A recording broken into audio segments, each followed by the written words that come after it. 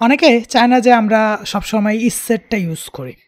কারণ হচ্ছে লাইক একবার ইস সেট ইউজ করো, কন্ডিশন চেক করো, দেন যদি ফলস হয়, ট্রু হয় ওর ভিত্তিতে লাইক ডিসিশন নাও।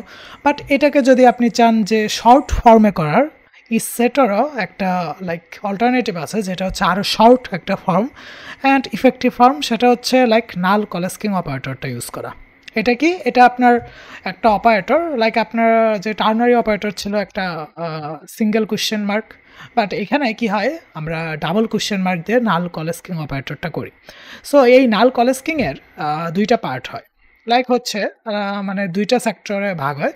সেটা হচ্ছে যদি এরকম থাকে আর বাম পাশে আপনি চেক করবেন একটা ভেরিয়েবল দেবেন, ধরেন যে নাল, যদি এটা বাম পাশেরটা নাল হয় সেক্ষেত্রে ডান পাশেরটা কি হবে জানেন? ডান পাশেরটা লাইক এক্সিকিউট হবে ভ্যালু ডিফল্ট, ডিএফএলটি ডিফল্ট। এটা কখন কাজে লাগে? যখন ধরেন আপনার কাছে একটা ভেরিয়েবল আছে এরকম, ধরেন যে আপনার একটা var ভেরিয়েবল আছে সেটা হচ্ছে নাল, অথবা ধরেন যে আপনার ইউজার নেম আছে একটা, সেটা হচ্ছে আপাতত ধরেন যে নাল আছে। হুম? আপনি জানেন না যে এই ভেরিয়েবলটা আসবে কি না আসবে না।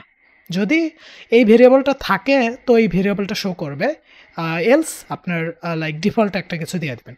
সো আপনি বলতে পারেন আমি তো টার্নারি অপারেটর এইভাবে ইউজ করতে পারি যে একটা এইভাবে দিয়ে আসার পরে এখানে একটা ট্রু কেস দেন হচ্ছে এইভাবে একটা ফলস কেস। হ্যাঁ, আপনার ইচ্ছা, বাট এটা বেটার অপশন হচ্ছে এটা। বিকজ টার্নারিতে তো আমরা ওইভাবে নালটা চেক করতে গেলে আমাদের এক্সট্রা আরও কন্ডিশন দিতে হবে, বাট এইখানে লাইক ওই যে ইস সেট ইউজ করতে হবে।